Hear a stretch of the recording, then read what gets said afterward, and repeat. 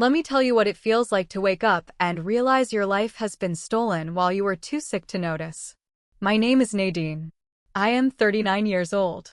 3 years ago, I went into surgery for a spinal condition that had been stealing my mobility for 2 years before the doctors finally agreed to operate. It was a 10-hour procedure. The recovery was supposed to take 6 to 12 months. It took 3 years, and not because of complications from the surgery. It took 3 years because the people I needed most made sure I stayed exactly where I was, helpless, dependent, too exhausted, and medicated to ask the right questions. My husband's name is Warren. We had been married for 9 years when I went under anesthesia. He held my hand in the pre-op room. He told me he loved me. He said he would be there when I woke up. He was there when I woke up. He was there for the first 3 months, in the specific, visible way of a man who needs people to witness him being good. He brought flowers to the hospital. He spoke softly to nurses. He posted photographs of himself by my bedside with captions about strength and love that his friends commented hearts on. And then he arranged for my sister Celeste to come and stay with us to help care for me. My sister Celeste, 29 years old. My baby sister, who I had helped raise after our mother's health declined, who I had paid college tuition for with money from my own salary, who had come to my wedding and danced with Warren and laughed with her head thrown back in the way she had since childhood. Celeste moved into our home 3 months after my surgery. Within 6 months, Warren had stopped coming to my bedroom. Within 8 months, I heard them in the kitchen late at night, laughter I recognized as intimate before I recognized it as wrong. Within a year, I understood what had happened.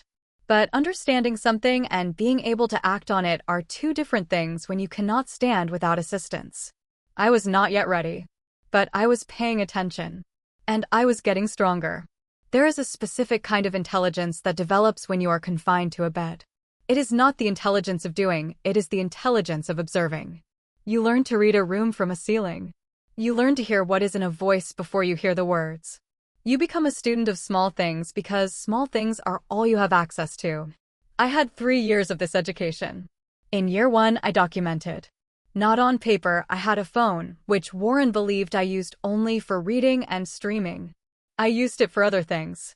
I used it to record the shifts in their behavior, how Celeste's visits to my room became shorter and less frequent, how Warren began making excuses to leave the house on mornings Celeste happened to be running errands, how the sounds at night changed in the way a house changes when something new and secret is living inside it. My oldest friend, Della, was the first person I told. Della Patterson was 43, a retired social worker with the specific no-nonsense clarity of a woman who had spent 20 years watching people make choices they justified and the consequences they denied. She came to visit me every 2 weeks without fail. Warren could not easily exclude her without it looking suspicious. Della sat beside my bed one afternoon in the 2nd year, and I told her what I knew. She did not cry. She did not offer comfort. She said, "What do you need from me?" I told her. I needed her to start paying attention too. To notice things I couldn't access from a bed. To build a picture of what was happening in my own house, while I was too visible and too dependent to investigate it myself. "Anything you need," she said. Della was my eyes when I couldn't walk. She was the person who told me 6 months before I was strong enough to confirm it myself that Celeste was not wearing a bra in my house anymore. That she stood too close to Warren in the kitchen when she didn't know Della could see her. That she had, once, touched his hand across the counter and not moved hers quickly enough. I needed that information. I needed it to stay furious. Fury was what kept me doing the exercises. Fury was what made me push past the pain. Fury was the fuel for everything I was building toward. Are you enjoying the story so far? I'd love to hear your thoughts. Drop a comment and tell me where you're watching from. Don't forget to subscribe so you don't miss what's coming next, because trust me, there's a lot more story to be told. Without wasting much time, let's continue. I need to tell you who my sister was before I tell you who she became, because the distance between those two people is the heart of this story. Celeste Renee Okafor, she had kept our mother's surname even after our father left, was 29 years old when she moved into my home. She was slim and bright-eyed, with our mother's high cheekbones and a laugh that could fill a room from the next room. She had been the child I had protected, the young woman I had invested in, the sister I had introduced to every opportunity one could find and press into her hands. She had not had an easy life. Our mother's illness, our father's absence, the specific difficulty of being a younger sibling who watches the older one build the life she was promised to. I understood those things.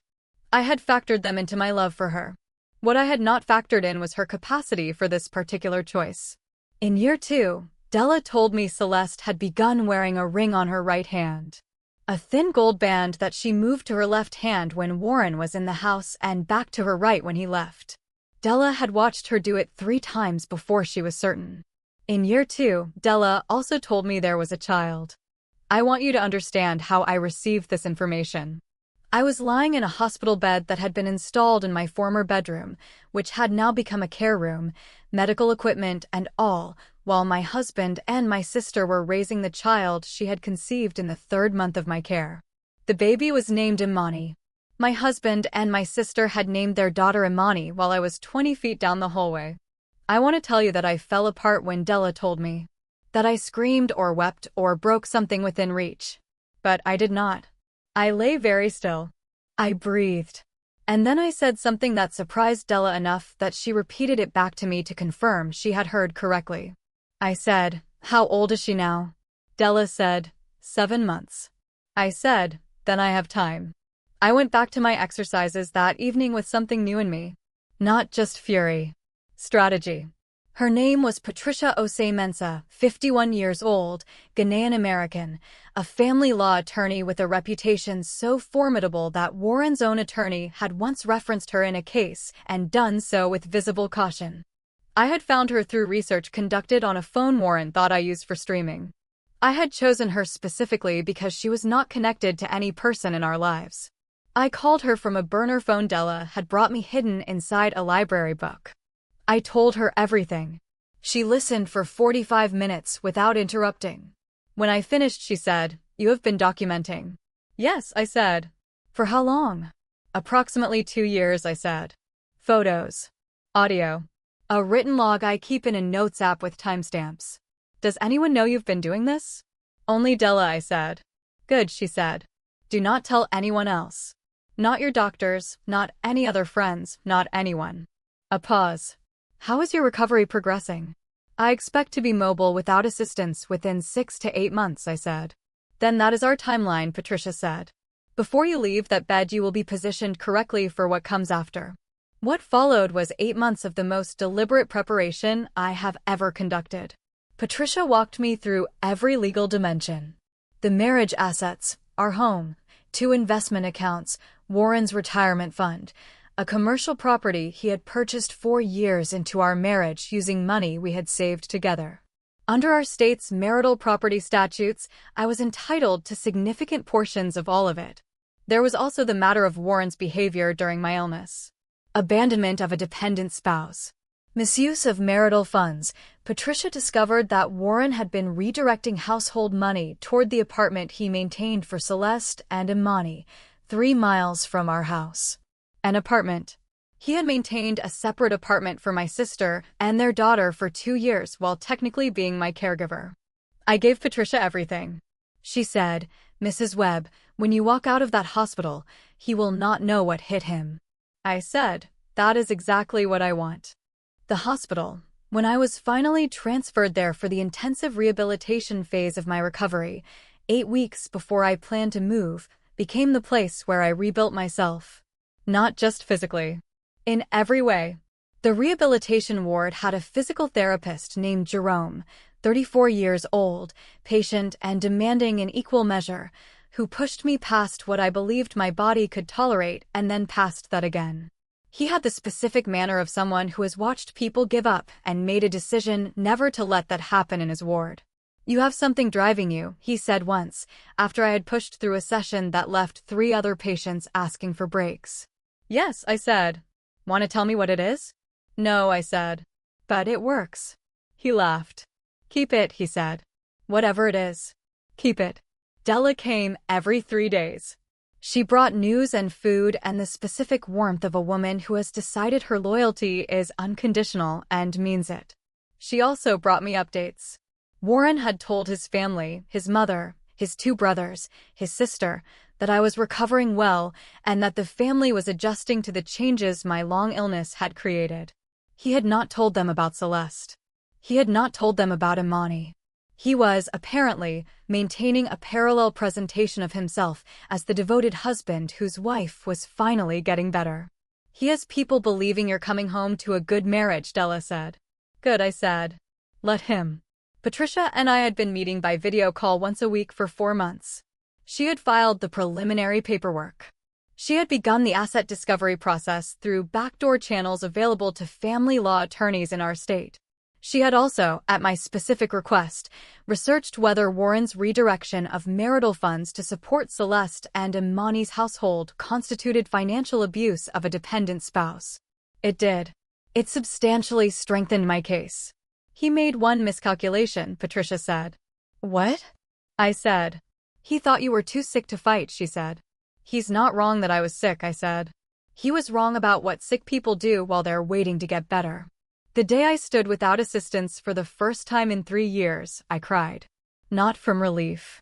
From the specific release of a woman who has been building toward a single moment for so long that when it arrives it moves through every part of her simultaneously. Jerome was there. He said nothing. He simply nodded. He understood. I called Della from my room that evening. 3 weeks, I said. She understood immediately what I meant. Everything is ready on my end, she said. Patricia? All filings prepared, I said. She serves him the week I leave. Not before. Della was quiet for a moment. Are you scared? She said. I thought about it honestly. Not of leaving, I said. I'm scared of seeing Celeste. I haven't decided yet whether I can look at her. You don't have to, Della said. You don't have to look at anyone. You just have to walk out. I know, I said. But she is my sister. She was your sister, Della said. Not unkindly. Just accurately. I sat with that for a long time. Here is what I knew about Celeste. She had chosen this. She had moved into my home under the pretense of caring for me and had used that proximity to begin something with my husband that had produced a child while I was 20 feet down the hallway. She had watched me every day, had brought my medication, had helped me with the physical indignities of severe illness, and had returned to her life with Warren every evening. I could not understand that. I had tried. I had run through every version of it: desperation, loneliness, manipulation on Warren's part, a moment that escalated beyond her control. I had given her every charitable interpretation I could construct. And I still could not understand it. Some things cannot be understood. They can only be survived and then moved past. I'll call you the morning of, I told Della. I'll be there, she said. 3 weeks. I went back to the exercises. The morning I walked out of the rehabilitation center on my own 2 feet, carrying my own bag, was a Tuesday in March. Della was waiting in the car park. She had dressed up, I noted this, with something warm moving through me, a structured burgundy coat, and earrings she saved for occasions that mattered. She had decided this morning mattered. Ready, she said. 3 years, 4 months, and 11 days, I said. She hugged me. A real hug, the kind that communicates that a person has been carrying your weight alongside you and is now setting it down with you, together, at the right moment. We drove first to Patricia's office. I signed the final documents. Patricia shook my hand with both of hers, a formal, warm, professional gesture that carried more feeling than a longer speech would have. The papers will be served today, she said. At his office, not the house. I found his work address more reliably controllable. And the house? I said. The house is in your name, she said. Has been since the refinancing 4 years ago, which Warren signed without reading carefully. He listed you as sole owner for tax optimization purposes and has never reversed it. The house is yours. He has no legal right to remain in it. I let that sit for a moment. He didn't know, I said. He signed what his accountant put in front of him, Patricia said. Men who believe their wives are handling things tend to sign what's put in front of them. I had handled things. For 9 years I had handled things. He had simply never paid attention to what handling things actually meant. We left Patricia's office and drove to the house. My house. I unlocked the front door with my key. I walked inside. It smelled different.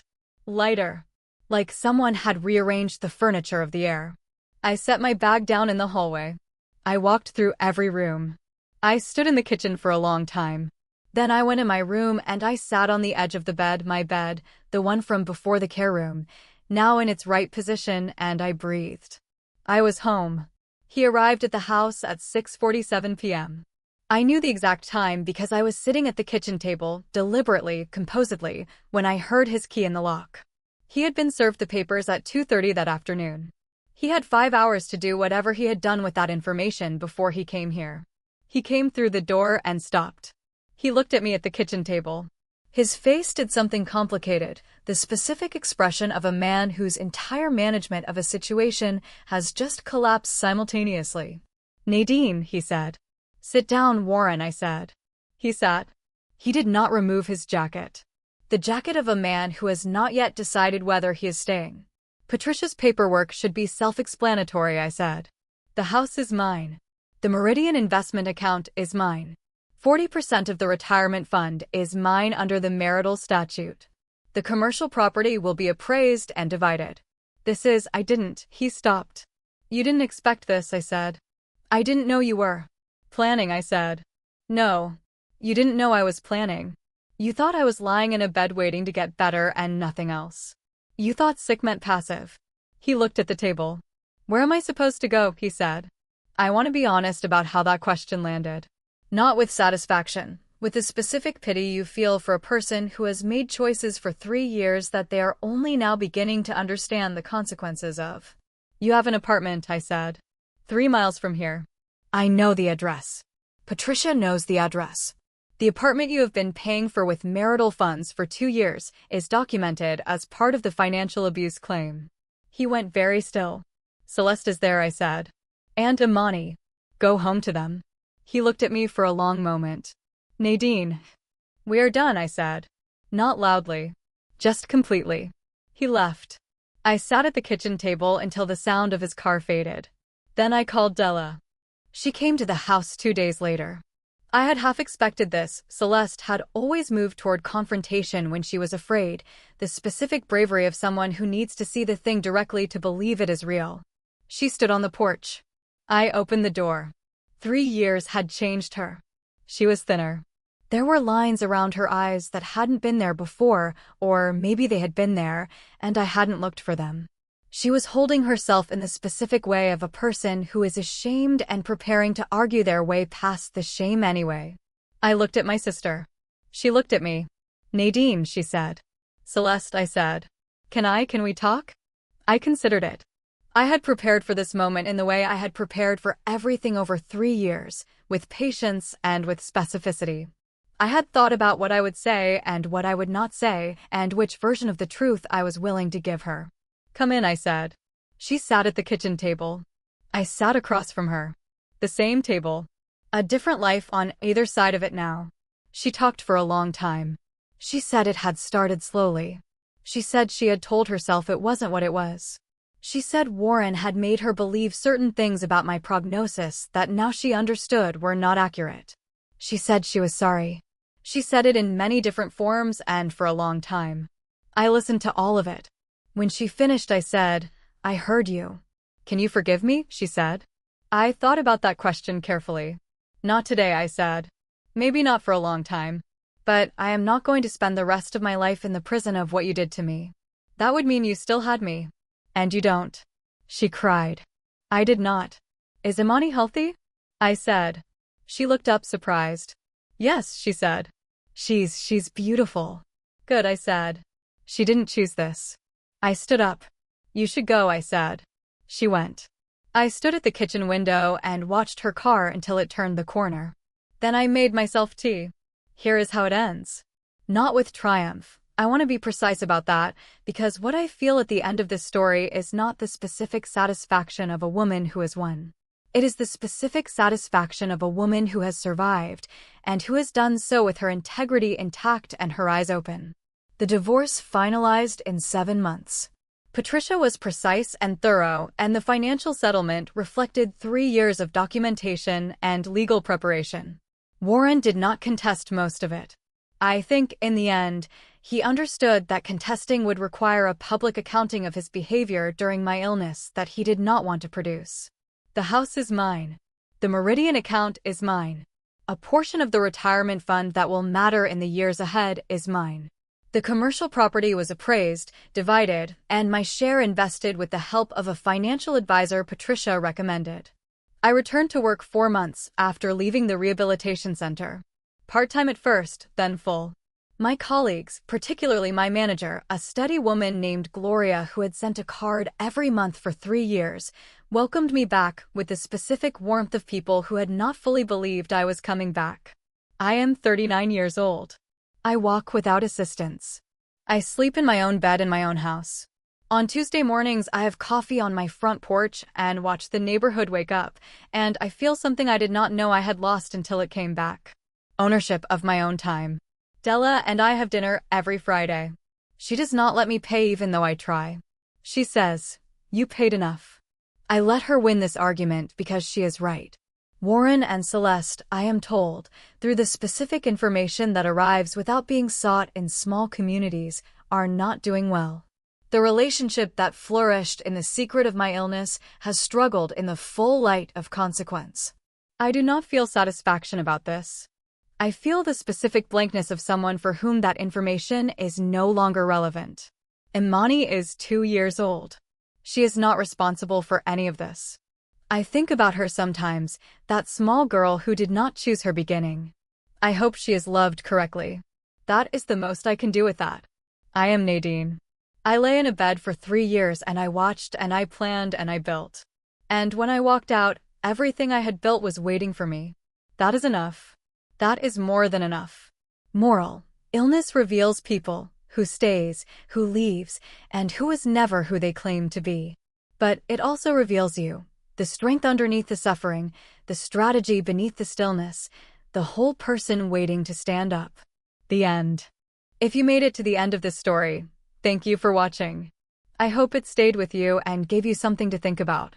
If you enjoyed it, don't forget to subscribe and be part of the journey. There's so much more story still to come.